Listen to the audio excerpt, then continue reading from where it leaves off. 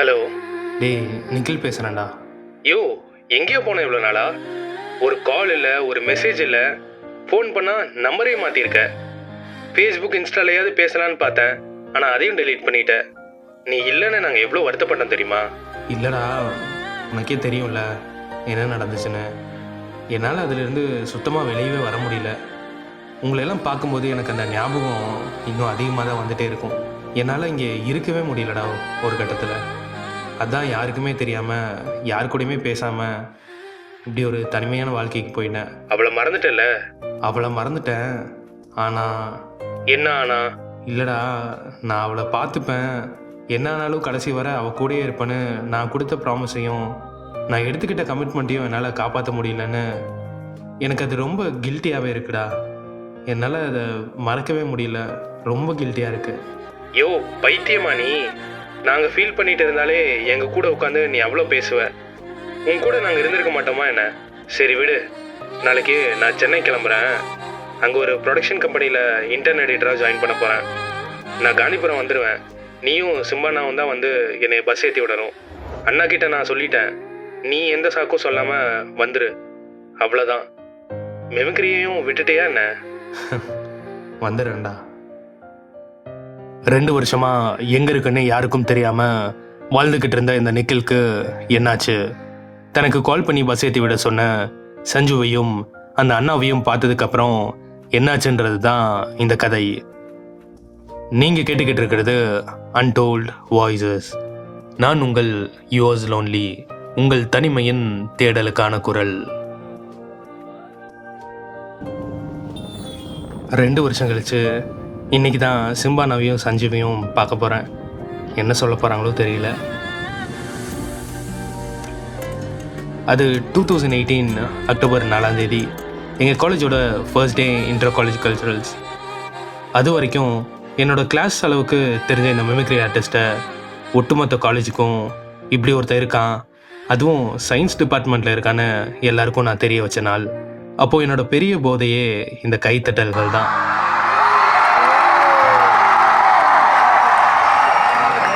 இப்போ நினச்சா கூட எனக்கு உடம்பெல்லாம் புல்லரிக்கும். அந்த மாதிரி சத்தம். அன்னைக்கு நைட் ஃபங்க்ஷன்லாம் முடிச்சுட்டு வெளியே பசங்க ரூமில் ஸ்டே பண்ணலான்னு காலேஜ் கேட்டை தாண்டறதுக்கு கொஞ்சம் முன்னாடி என் ஃப்ரெண்டு பேக்கரியோட குரல். டேய் மச்சான், முன்னாடி 2 பொண்ணு போகுதுல, அதில் லெஃப்டில் இருக்க அந்த பொண்ணை பாரு, எவ்வளோ அழகாக இருக்குன்னு. நம்ம டிபார்ட்மெண்ட் ஜூனியர் தான். அப்போ பேரை கேட்கணும்டா, ஆனால் பயமாக இருக்கு. என்ன பண்ணலாம்? இதுக்கெல்லாமாடா பயம்? வா, நான் போய் கேட்குறேன். நம்ம தான் சீனியர் ஆச்சு. ஸோ கொஞ்சம் வேகமாக ஓடி போய் அந்த 2 பொண்ணுங்க முன்னாடி நின்னேன். ஆனால் என் கண்ணு அவன் சொன்ன லெஃப்டில் இருந்த அந்த பொண்ணு மேலே போகலை, ரைட் சைடில் இருந்த பிரார்த்தனா மேலே போச்சு. அப்போ அவளோட பேரை கேட்டுட்டு அந்த சந்தோஷத்துலேயும் கொஞ்சம் வெக்கத்தோடையும் அப்படியே ஏதோ ஒரு புது ஃபீலோட நடந்து போயிட்டு அன்னைக்கு நேராக பசங்க ரூமுக்கு போனோம். எல்லோரும் காலையிலேயே கல் சரக்கெல்லாம் ரெடி பண்ணி வச்சுட்டானுங்க. என்னோட வேலை இவங்களுக்கு குக் பண்ணி தர்றது. ஏன்னா எனக்கு குடிக்கிற பழக்கமே இல்லை. அதனால் நாங்கள் போகிறப்போ குக் பண்ணுறதுக்கு எல்லாமே வாங்கிட்டு போயிட்டு எல்லோரும் ஒன்றா உட்காந்து காய்கறி வெட்டுறது, சிக்கன் க்ளீன் பண்ணுறது, அரிசி ஊற வைக்கிறதுன்னு அவங்க எல்லாரும் எனக்கு ஹெல்ப் பண்ணி கொடுத்துட்டு நான் கிச்சனில் சமைக்க ஸ்டார்ட் பண்ண அப்புறம் தான் அவனுக்கு குடிக்கவே ஸ்டார்ட் பண்ணுவானுங்க. என்னைய கொஞ்சம் ட்ரையாவது பண்ணிப்பாருன்னு கூட சொல்லாத அளவுக்கு நல்ல பசங்க. ஒரு கேங்கில் ஒருத்தர் 2 பேருக்கு பிரேக்கப் ஆகிருக்கும். ஆனால் இந்த கேங் ஃபுல்லாகவே பிரேக்கப் ஆனவனுங்க தான். சமைச்சு முடிச்சுட்டு எல்லோரும் சாப்பிட்டு பேசிகிட்டு இருந்தோம். அன்றைக்கி இந்த பேக்கரி பையன் ஒரு பீரை குடிச்சிட்டு அவன் பண்ணின அக்கப்போகிற இன்னைக்கு வரைக்கும் யாருமே மறக்கலை. பேக்கரின்றது அவனுக்கு நாங்கள் வச்ச பேர். கிரி படத்தில் வடிவேலோட காமெடி மாதிரி தான்.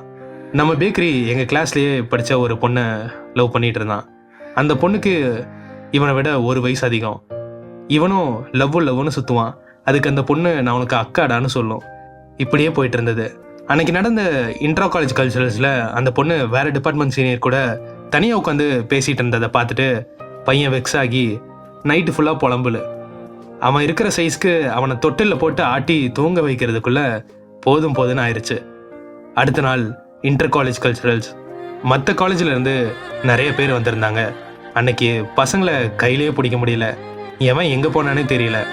சரின்னு நானும் போய் ஆடிட்டோரியமில் நடந்துட்டு இருந்த ப்ரோக்ராம்ஸை பார்க்கலாமேன்னு போனேன். அங்கே பார்த்தா என்னோட சீனியர் ஜெனி அக்கா உட்காந்துட்டு இருந்தாங்க. ஸோ நானும் போய் பேசிகிட்டு இருந்தேன். நாங்கள் பேசி சிரிச்சுட்டு எதர்ச்சியாக பார்த்தா ஜெனி அக்காவுக்கு 2 சீட் தள்ளி பிரார்த்தனா உட்காந்துட்டு இருந்தா. அப்போ தான் தெரிஞ்சது ஜெனி அக்காவும் பிரார்த்தனாவும் ஒரே பஸ் தானே. இவகிட்ட எப்படியாவது இன்னைக்கு பேசி ஆகணும்னு நானே அவளை கூப்பிட்டேன். ஹலோ, ஏன் அங்கே தனியாக உட்காந்துட்ருக்கீங்க? இங்கே வாங்க. அவள் ஜெனி அக்கா பக்கத்தில் உட்கார போனான். அங்கே வேண்டாங்க, இங்கே வாங்க, அப்போ தான் ஸ்டேஜு நல்லா தெரியும் அப்படி சொல்லி என் பக்கத்தில் உட்கார சொன்னேன். அவளும் வந்து உட்காந்தா. நம்ம தான் மிமிக்ரி பர்ஃபார்மர் ஆச்சே, ஸோ அப்படியே அங்கே இருந்த கேரக்டர்ஸ் எல்லாம் மிமிக் பண்ணிவிட்டு ஓட்டிட்டு சிரித்து பேசிகிட்டு இருந்தோம். பிரார்த்தனாவும் இம்ப்ரெஸ் ஆகிட்டான்னு அவள் ரியாக்ஷன்லேயே தெரிஞ்சது. ஆனால் அவள் காட்டிக்கல. ஸோ நானே இனிஷியேட் பண்ணேன். பிரார்த்தனா, நீங்கள் ஃபேஸ்புக்கில் இருக்கீங்களா? இருக்குங்க, பட் எப்போவாது தான் யூஸ் பண்ணுவேன்.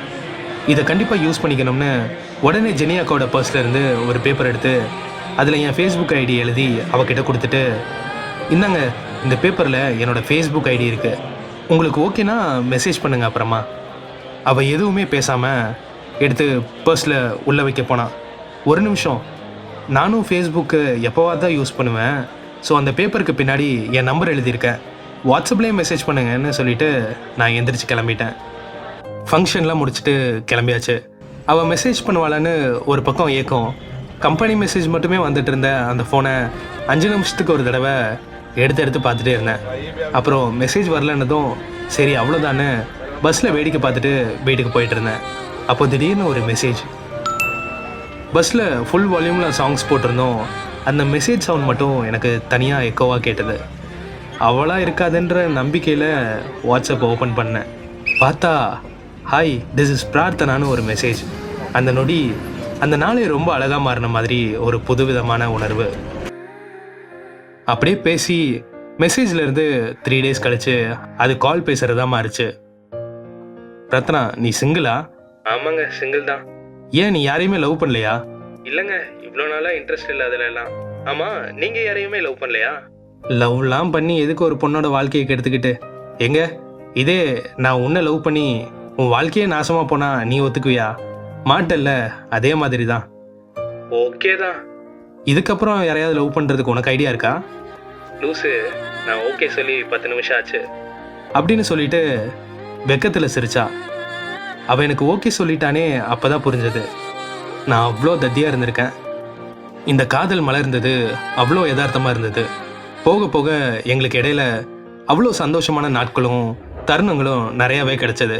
இது லவ்னு மட்டும் இல்லாமல் என்னோட பேஷனுக்கும் கெரியருக்கும் அவ்வளோ சப்போர்ட்டிவாக இருந்தா. அதே சமயத்தில் அவள் எனக்கு பெரிய லக்கி சாம். அவள் வந்ததுலேருந்து என் கெரியர்லையும் நான் அதிகமாக ஃபோக்கஸ் பண்ண ஆரம்பித்தேன். அவளும் சும்மாலாம் கிடையாது. தமிழ் பேச்சில் பட்டையை கிளப்புவா. பட்டிமன்றம், பேச்சு போட்டின்னு எல்லாத்துலேயும் கலந்துப்பா. எனக்கு அவள் தான் பெரிய இன்ஸ்பிரேஷனே. நானும் என்னோட மிமிக்ரியை ஹெவியாக ப்ராக்டிஸ் பண்ணி 6 நிமிஷத்தில் 144 வாய்ஸ் பேச ட்ரை பண்ணி வேர்ல்டு ரெக்கார்டுக்கு ரெடி ஆகிட்டு இருந்தேன். திடீர்னு ஒரு நாள் பிரார்த்தனாவோட அப்பாவுக்கு உடம்பு சரியில்லாமல் இறந்துட்டாரு. அவங்க அப்பாவை சொந்த ஊருக்கே கூட்டிகிட்டு போயிட்டாங்க. என்னால் அவள் கூட இருக்க முடியல. நான் கூடயே இருக்கணும், அவளை பார்த்துக்கணும்னு நினச்சேன். அவள் போனதுலேருந்து பேசக்கூட முடியல. அவங்க ரீச் ஆன அப்புறம் பிரார்த்தனா கிட்டேருந்து எனக்கு ஒரு மெசேஜ் வந்துச்சு. அப்பாவை இங்கே கொண்டு வந்துட்டோம். நான் கஷ்டத்தில் இருக்கேன்னு நீ நினச்சி அழாத, நான் பார்த்துக்கிறேங்க. நீ நேரத்துக்கு சாப்பிடு, தண்ணி குடி, என்னைய நினச்சிட்டே சாப்பிடாம இருக்காதுன்னு. அவளுக்கு நான் ஆறுதல் சொல்ல வேண்டிய நேரத்துலையும் என்னை அவள் குழந்த மாதிரி என்னைய தெம்பாக இருக்க சொன்னான். அவ்வளோ போல்டான பொண்ணு அவள். உண்மை சொல்லணுன்னா, நாங்கள் லவ் பண்ண ஆரம்பித்ததுலேருந்து லிட்ரலி என்னைய அவள் தான் வளர்த்தா. இதை சொல்கிறதுக்கு எனக்கு வெக்கம்லாம் கிடையாது. என்னோட பார்ட்னர்கிட்ட நான் இப்படி வாழணுன்றது தான் என்னோட ஆசை, கனவு எல்லாமே. அவள் வந்த ராசி 2018 இருந்து என் வாழ்க்கையில் எல்லாமே வளர்ச்சியாக தான் இருந்தது. அவள் ஒரு தடவையும் சொல்லி அனுப்புகிற அந்த ஆல் தி பெஸ்ட்டோட ரிசல்ட் 2018 ஆதித்யா டிவி மதுரையில் நடத்தின ஒரு லைவ் இவெண்ட்டில் நிறைய காலேஜஸ், நிறைய ஊர்லேருந்து குரூப்பாக வந்தாங்க. அதில் கோயம்புத்தூர்லேருந்து ஒரே ஆளாக போய் ஃபர்ஸ்ட் ப்ரைஸ் அடிச்சுட்டு வந்தேன். அதை பார்த்துட்டு கோயம்புத்தூரில் இருந்த ஒரு ஈவெண்ட் மேனேஜ்மெண்ட் கம்பெனி என்னை மலேசியாவுக்கு ஸ்பான்சர் பண்ணி கூட்டிகிட்டு போய் அங்கே பெர்ஃபார்ம் பண்ண வச்சாங்க. அது முடிஞ்சு வந்தால் சன் டிவி பில்டிங்கில் ஆதித்யா டிவியில் ஒரு ஷோ. அடுத்து 2019 கோயம்புத்தூரில் நடந்த காலேஜ் கல்ச்சரல்ஸ், ரத்னம் காலேஜ், கற்பகம் காலேஜ், SNMV, சக்தி காலேஜ்னு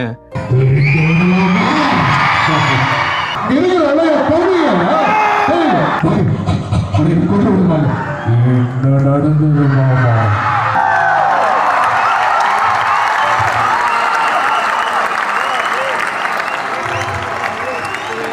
நான் அட்டன் பண்ண எல்லா கல்ச்சரல்ஸ்லேயும் ஃபர்ஸ்ட் ப்ரைஸ்.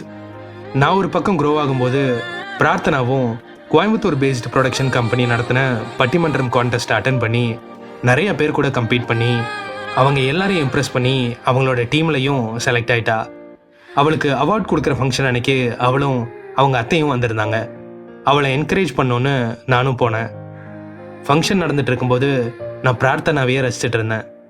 அப்போது ஒரு மெசேஜ் பிரார்த்தனா கிட்ட இருந்து, டேய் நீயும் இங்கே பெர்ஃபார்ம் பண்ணால் நல்லா இருக்கும்ல, எங்கள் அத்தையும் உன்னை பார்த்து கண்டிப்பாக இம்ப்ரெஸ் ஆயிடுவாங்க, அதுவும் இல்லாமல் இந்த கம்பெனியில் உன்னையும் சேர்த்துப்பாங்கன்னு எனக்கு தோணுது.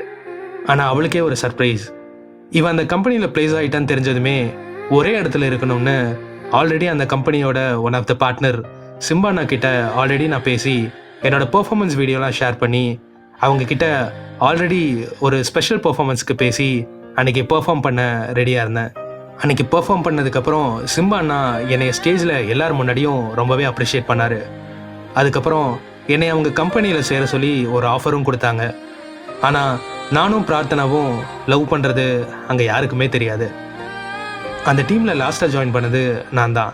ஆனால் போக போக என்னோடய பேஷன், என்னோடய ஒர்க், சிம்பானா என் மேலே வச்ச ட்ரஸ்ட் என்னையும் அவரையும் ரொம்ப க்ளோஸ் ஆக்குச்சு. அப்படியே நாங்கள் லவ் பண்ணுறதும் எங்கள் ஆஃபீஸில் எல்லாருக்கும் தெரிஞ்சது. அப்படியே அப்பப்போ எங்களை கிண்டல் பண்ணுவாங்க. அப்படியே போயிட்டு இருந்துச்சு. காலேஜ் டைமில் பிரார்த்தனா கூடயும் ஈவினிங்லேருந்து சிம்பானா கூடயும் தான் நாட்கள் போச்சு. வீட்டுக்கு கூட போகாமல் அவர் கூடயே தான் நிறைய நாள் இருந்தேன். எங்களோட கனவுகள் அந்த மாதிரி. ஒரு நாள் அவரோட பார்ட்னர் கூட நடந்த அந்த ப்ராப்ளமில் நான் ஆரம்பித்த கம்பெனியை நானே உடைக்க விரும்பலை, அதனால் நீயே வச்சுக்கோன்னு பெரிய மனசோட அதை விட்டு விலகிட்டாரு. அதோட கூட இருந்த முக்கால்வாசி பேர் அந்த பார்ட்னர் கூடயே போயிட்டாங்க. அடுத்த நாளே சிம்பானா என்னை நேரில் பார்த்து, ஹாய்மா, நான் இந்த கம்பெனிலேருந்து விலகிட்டேன். இப்போ என்கிட்ட எதுவுமே இல்லை. என்னோட பார்ட்னர் கிட்ட தான் நிறையா இருக்குது. ஏன் இங்கே இருந்த எல்லாருமே அங்கே தான் இருக்காங்க. இப்போது உன்னை தான் ஃபர்ஸ்ட்டாக அவன் கூப்பிட்டுருப்பான். நீயும் அவன் கூடயே இரு, உனக்கு கண்டிப்பாக க்ரோத் கிடைக்கும் அப்படின்னு அவர் சொன்னார். காதல்ன்ற வாழ்க்கை மூலமாக எப்படி பிரார்த்தனை என்னை வளர்த்து முன்னாடி கொண்டு வந்தாலோ அதே போல தான் எனக்கு ஒரு அண்ணாவா, ஒரு குருவா என்னை மேலே தூக்கிட்டு வந்தது சிம்பானா தான்.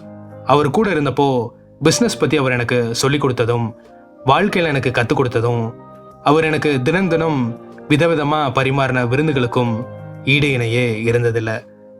என்ன ஆனாலும் வெளியே எனக்கு எவ்வளோ பெரிய வாய்ப்புகள் இருந்திருந்தாலும், எவ்வளோ பெரிய வாழ்க்கை இருந்திருந்தாலும், இல்லை எவ்வளோ பெரிய வெற்றி படிக்கட்டுகள் காத்துக்கிட்டு இருந்தாலும் அது எனக்கும் என் குருநாதருக்கும் சேர்ந்து தான் இருக்கணும்னு முடிவு பண்ணி என் அண்ணா கூடயே நான் நின்னேன். நாங்கள் இன்னொரு கம்பெனி புதுசாக பெருசாகவே ஸ்டார்ட் பண்ணோம். அதில் எங்கள் கூட இருந்தது பிரார்த்தனா, சஞ்சு, அப்புறம் நிர்மல்குமார். காதலும் ஒரு பக்கம் போச்சு, கெரியரோட போராட்டமும் அது கூடயே சேர்ந்து போச்சு. எவ்வளோ போராட்டம் இருந்தாலும் என்னை கலங்கவே விடாமல் பார்த்துக்கிட்டது பிரார்த்தனா தான்.